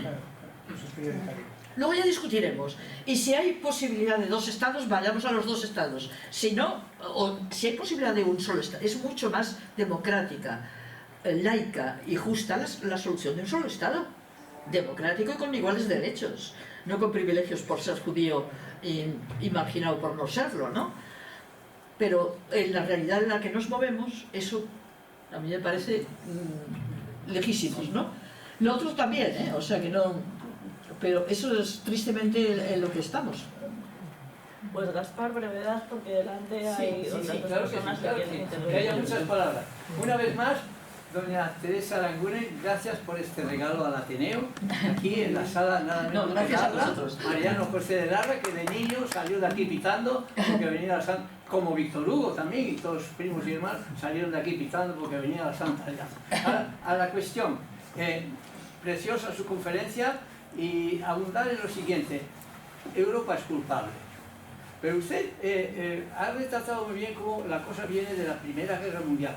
Pero yo diría más, viene de más atrás todavía. En 1906, la conferencia de Algeciras, que no pudo ser ni en Rabat, no, en Rabat, ni en Madrid, pero tenía que ser ahí en Algeciras, y donde estaba España de convidada de piedra, como en el Tenorio, ¿eh? Y además allí le adjudican el RIF, que no tuvimos nada que ver con ese pueblo. Y el RIF llegó a ser una república más, con moneda, en fin, una tragedia. Bien, bueno, pero a la cuestión de Palestina. Hay muchos bulos. El tema del antisemitismo, por descontado que la raza humana, la humanidad es la que es, pero bueno, hay, no digo razas, pero sí aspectos, ¿no? El tema del antisemitismo. Semitas son todos. Ahora, lo que me ha asustado es el vibrión austrohúngaro. Esos ya no eran sefarditas de por aquí, ni del Mediterráneo, esos eran austrohúngaros. Sí. Entonces allí, bueno, a la cuestión, ¿no sería posible, no sería la primera vez que se expulsa a un país de la ONU? Sí, los que sepan algo de historia saben que Mao todavía está en los billetes, Mao dijo que me echen a mi cuñado, o si no, no voy allí. Y Formosa, como le llaman ahora, Taipei, sí, Taipei, fue un país expulsado de la sociedad, de la ONU. Es que sí, primero fue Sociedad de Naciones. La señora Rubén la engañaron. La señora Rubén en San Francisco dijo los pueblos del mundo. Estamos aquí. Y lo que se ha montado es las naciones del mundo. O sea, otras. Y las naciones acaban pegándose. Bueno, a la cuestión. Expulsar a Israel de Naciones Unidas. El día de mañana. De Eurovisión. Porque eso no ha existido. Hay que mirar, la Biblia ha hecho mucho daño, Eso del Nabucodonosor y todo eso, ahí está también. Nabucodonosor. Pues esa posibilidad la cuestión. existiría. Gracias por venir, que vuelva muchas veces. Y a Rosario, Rosa y Rosario. Gracias también por traer a la agrupación republicana. Gracias, a Teresa. Gracias, Gaspar. Había más cosas, más cosas. Pues ya las dejamos para otro día. Semitas era Jesús y eran todos bueno, pues vamos a permitir a la señora. Ahora viene el antisemitismo. Y después con Armindo y si no hay más palabras. A ver, más palabras. Sí, recogemos. Oye, en Algeciras eran 18 imperios. Solo faltaba Japón, que también es un imperio. 18 imperios repartiéndose África con escuadra y Cartabón. Sí. De ahí viene la copla, el colonialismo aquel. Y se quedó con el pueblo entero, escriturado para él. Luego en la segunda lo repartieron. Pero es que cortó 1 millón de manos. Bueno, Gaspar, te voy a tener que poner el fular ese que llevas en la boca, como la poco película entero. Horas, el que no ha visto en calles. Sí, gracias.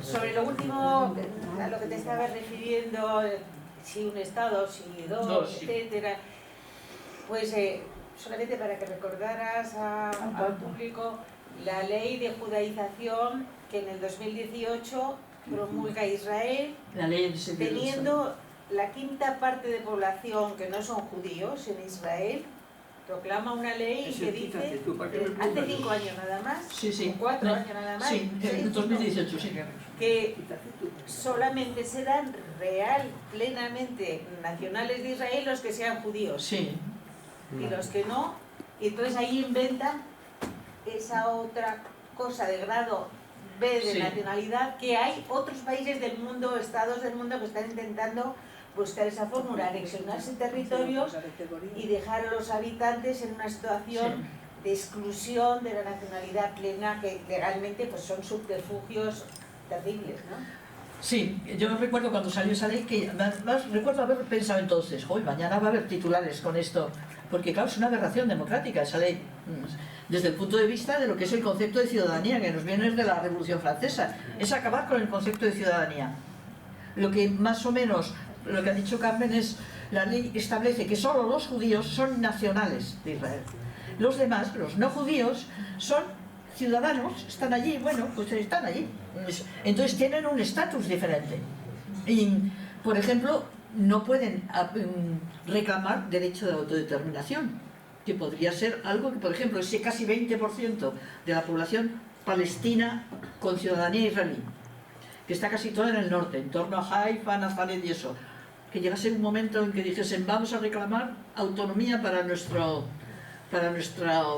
territorio donde somos mayoría, en Nazaret, en unas cuantas ciudades. No pueden porque no son judíos, no son nacionales del Estado. Entonces, esa ley debería haber provocado protestas, análisis, y pasó como si nada, como si no hubieran hecho nada.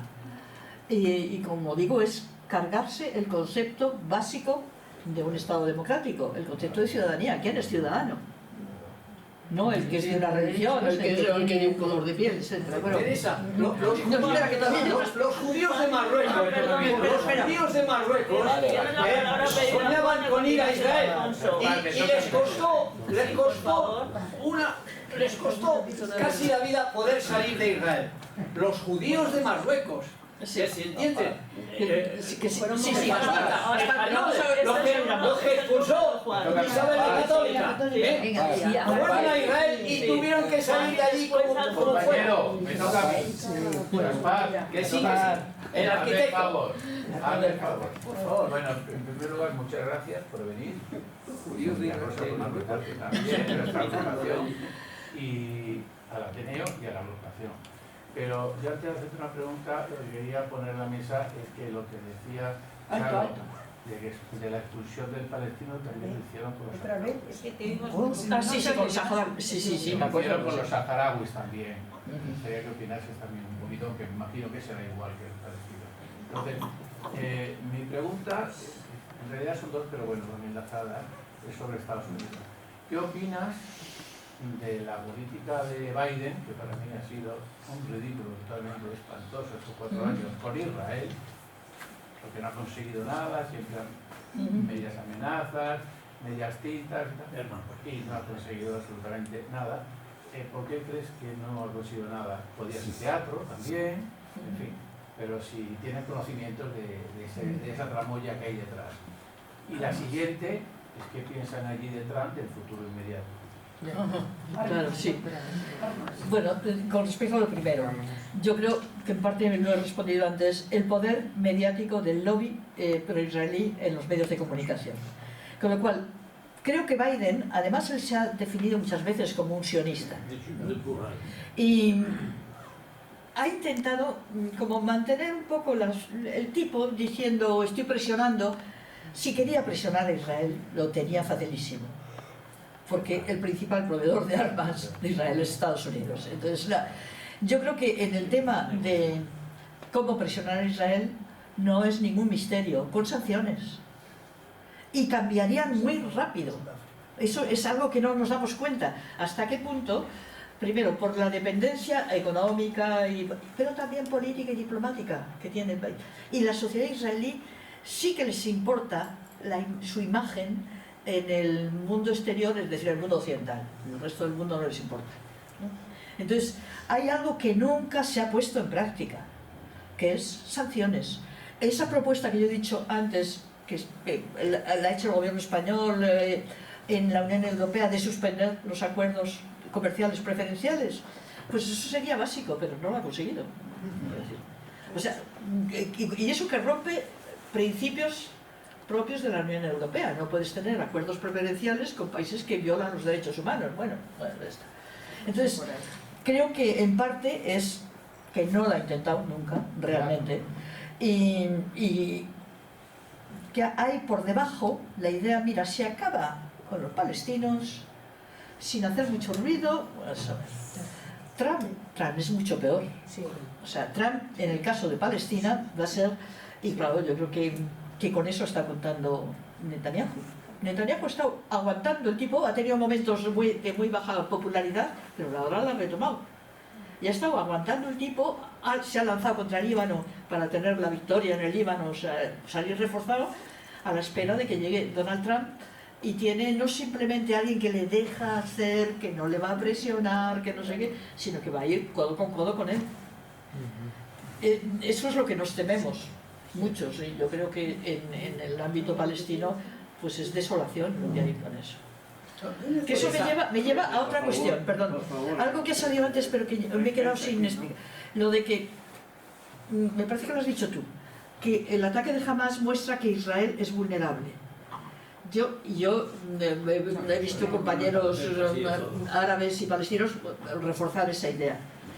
No son vulnerables, tienen la capacidad de exterminar, y si se les deja, exterminan. Entonces yo creo que hay que tener también en cuenta eso. Puedes hacerles un poco de pupa y a su imagen en un momento dado, pero tienen la capacidad después de lanzar, como lo están haciendo ahora, todo su poderío y porque saben que nadie les va a parar. O sea, la clave, volvemos a la clave, yo antes he dicho, una de las claves es la demográfica, la otra es la impunidad. Israel en este momento está llevando a cabo una política de exterminio, una ofensiva militar de exterminio. Gaspar, déjalo para después. Total. Y eso está siempre ahí. Hubo otro momento, fíjate, hay que recordar la historia, en los años 70, cuando estaba en Jordania estaban la mayor parte de los refugiados que habían salido en el 48, había operaciones de comandos palestinos, después de que se crea la OLP, etcétera, que intentan hacer acciones dentro de Israel, ¿no? Y entraban desde Jordania. Entonces la respuesta de Israel siempre era bombardear las ciudades jordanas donde estaban. Hubo un momento, que eso en la memoria palestina está muy presente, que fue la batalla de Karame.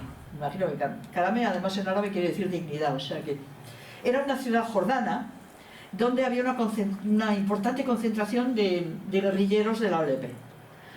Y Israel lanzó una operación con 15.000 efectivos, fuerza aérea, no sé qué, contra esta ciudad donde estaban los guerrilleros de la OLP. Contaban con que el ejército jordano no iba a intervenir, porque el ejército jordano estaba en las colinas alrededor. Bueno, pero intervino. Y les dieron pal pedo, o sea que tuvieron que salir. El ejército israelí se retiró con muchas bajas por piernas. Aquello, claro, elevó la moral de la guerrilla palestina muchísimo, y de la causa palestina, eso. Pero fue como el 7 de octubre, fue un pinchito así, porque después Israel siguió bombardeando las ciudades de Jordania, lo que llevó a la actuación del ejército jordano contra la guerrilla palestina, los manda salir de Jordania, no sé qué. Es decir, no hay que perder la perspectiva de lo que supone el desequilibrio total de fuerzas, tan abismal de fuerzas que hay entre lo que Israel es, que nunca, además no es solo Israel, sabemos que Israel es Estados Unidos también, detrás, etc. Tres carreras científicas. ¿Qué opinas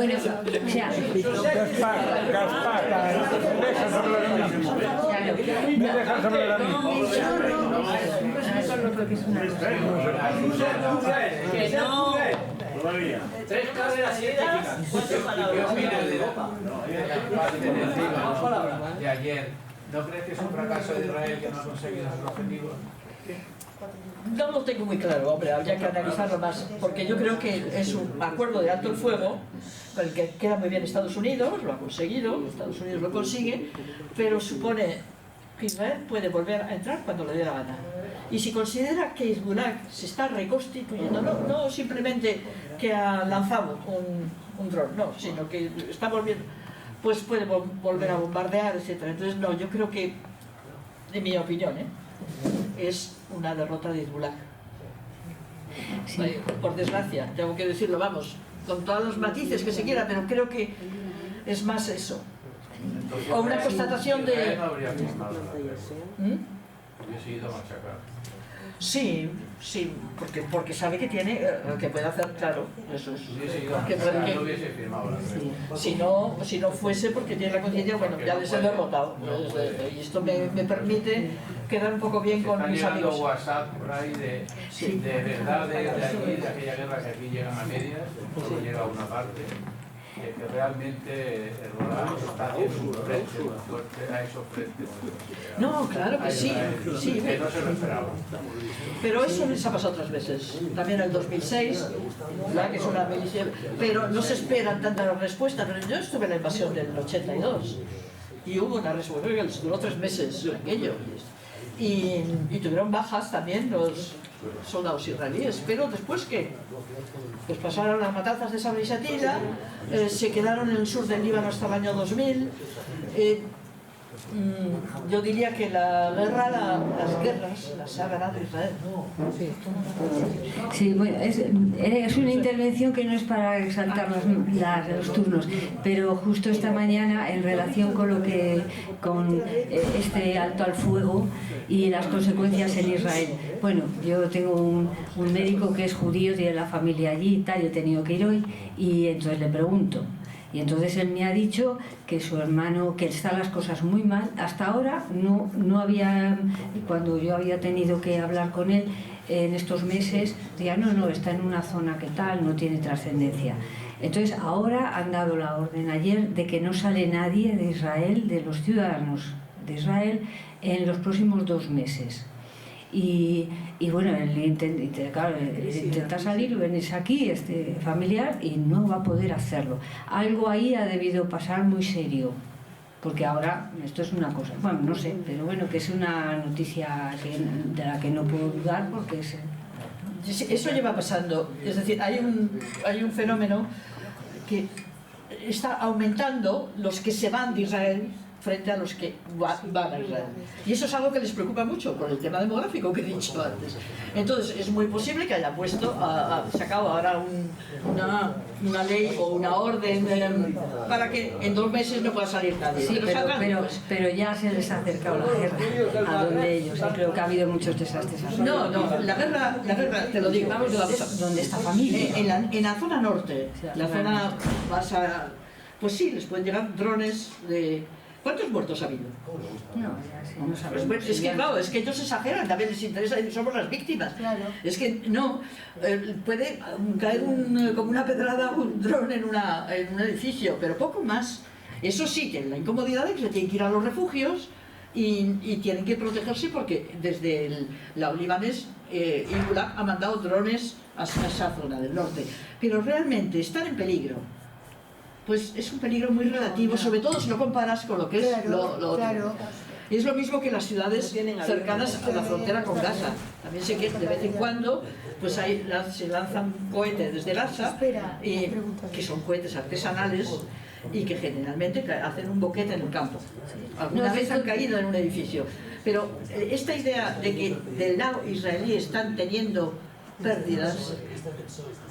No, yo no me la creo. No pueden ser armas de Hezbollah, pueden ser de Irán y tal.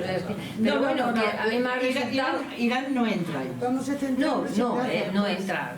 No quiere entrar. A mí sí que... Palabras, parece que están esperando a Alfonso, otro compañero allí. Oye, pero se están preguntando cosas de Israel, cosas del teléfono. Vamos, muchas gracias por... Ha sido maravilloso, salvo el contenido que ha sido terrible.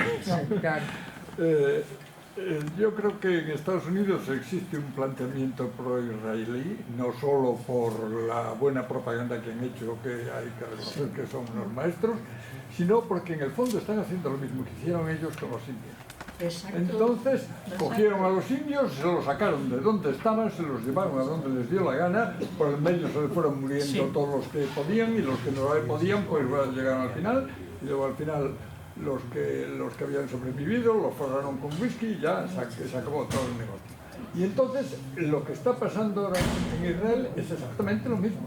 Y entonces, por lo tanto, a la gente le cae bien, aunque solo sea porque si le cae mal, tiene que pensar que sus abuelos pues fueron una panta de... Bueno, y entonces pues es una forma de disimular que mi abuelo y mi bisabuelo fueron unos gamberros salvajes y no sé qué. Es que cuando haya alguien que haga lo mismo que hicieron ellos, pues me parezca bien. Y entonces pues hablamos de lo que están haciendo ahora y que se tienen que defender porque también se tenían que defender los norteamericanos de los indios que no se dejaban.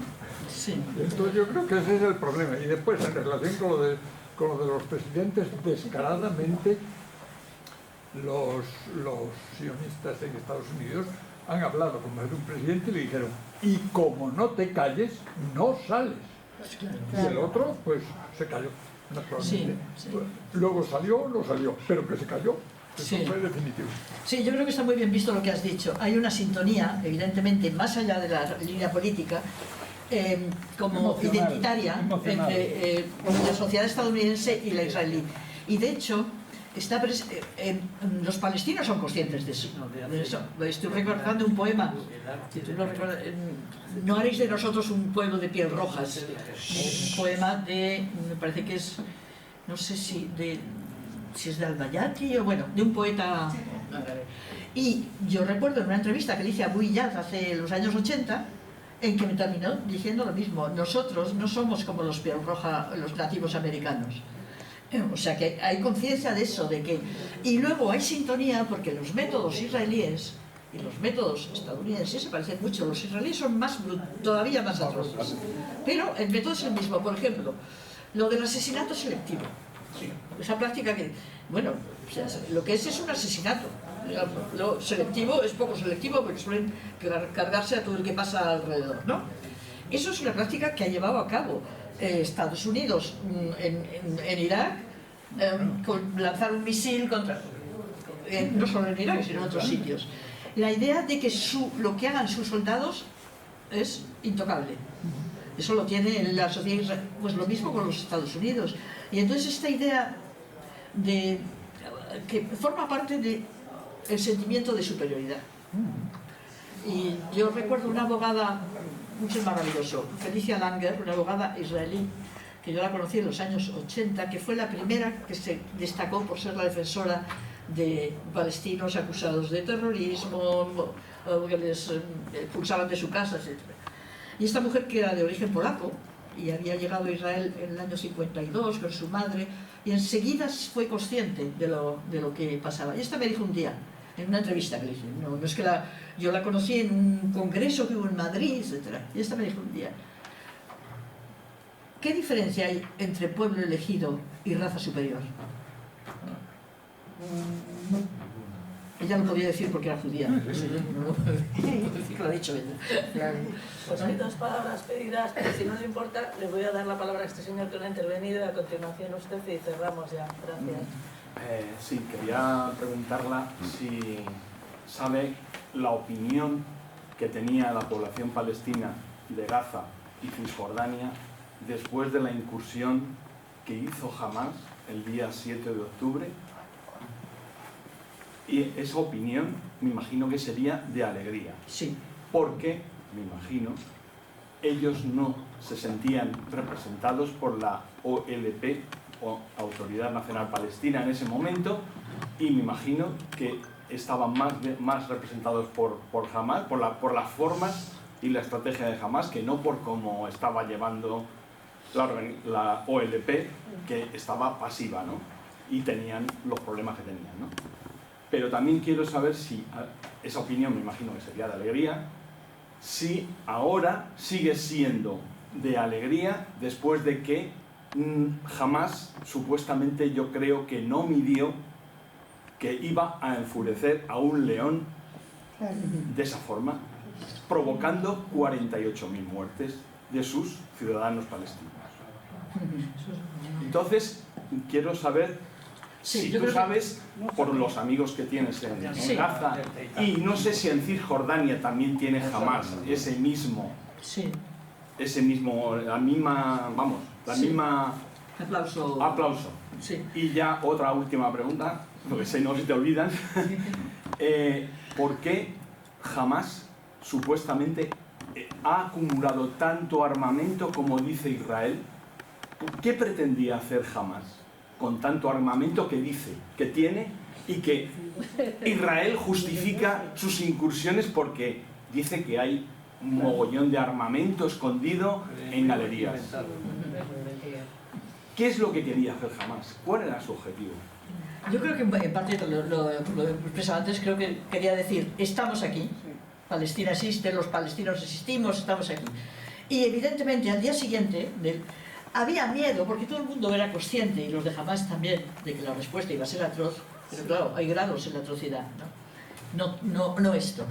Y era consciente de que iba a haber una respuesta israelí durísima, pero al mismo tiempo había esta alegría, que es la alegría de los que no tienen, de los que están siendo aplastados constantemente. Es decir, bueno, mira, les hemos hecho un poco de daño, como decía. Hemos salido ahí y aquí estamos. Eso no es la primera vez que pasa Antes os he contado lo de la batalla de Karame, ¿no? Eso creó una gran euforia en el mundo palestino, una especie de euforia de podemos llegar, podemos vencer a Israel en el terreno militar. Pero claro, ¿cómo vas a vencer a Israel en el terreno militar? Simplemente párate a mirar. El terreno militar. Y es una reivindicación de la lucha armada. En el caso de Hamás es la reivindicación de la lucha armada. Y ahí le sigue mucha gente, aparte por el cansancio y el agotamiento, y mucha gente joven. Eso es muy fácil llevarse a la gente joven a entusiasmarse con eso. Pero toda la historia palestina está plagada de momentos en los que la lucha armada, has ganado una batallita, pero has perdido la guerra. Y si uno mira cómo es la trayectoria, pues te expulsan de Palestina, pasas a Jordania, te expulsan de Jordania, después de la gran victoria de Karame, pasas al Líbano, te expulsan del Líbano, pasas a Túnez, cada vez más lejos de tu tierra. Y en ese sentido yo creo que hay que entender también la necesidad de mantener la cabeza fría en momentos terribles. Y ahí es donde yo entiendo que la labor de los políticos más conscientes que hay en Palestina, que los habrá también, y sé que los hay también, pues es no dejarse llevar por esta euforia revolucionaria que no cuenta con los datos de la realidad. Te puede llevar, bueno, lo que está pasando ahora, voy a intentar responder a lo que me preguntabas, yo creo que ahora mismo, por lo que yo he hablado y lo poco que sé, lo que hay es una sensación de desesperación. De desesperación, acaban con nosotros, esa es la idea, acaban con nosotros.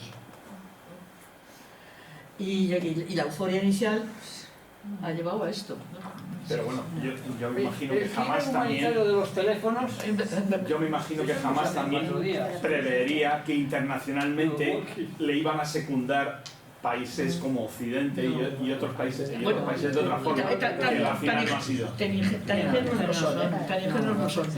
Yo creo que prevían una respuesta dura de Israel, que se sentían capaces de avanzar eso, pero no la justificación para el genocidio, que no iban a llevar a cabo el culminar la tarea que iniciaron en el 48, ¿no? Yo creo que eso no lo tenían previsto. El ridículo de Josep Borrell. Pues la última intervención. Yo medio minuto.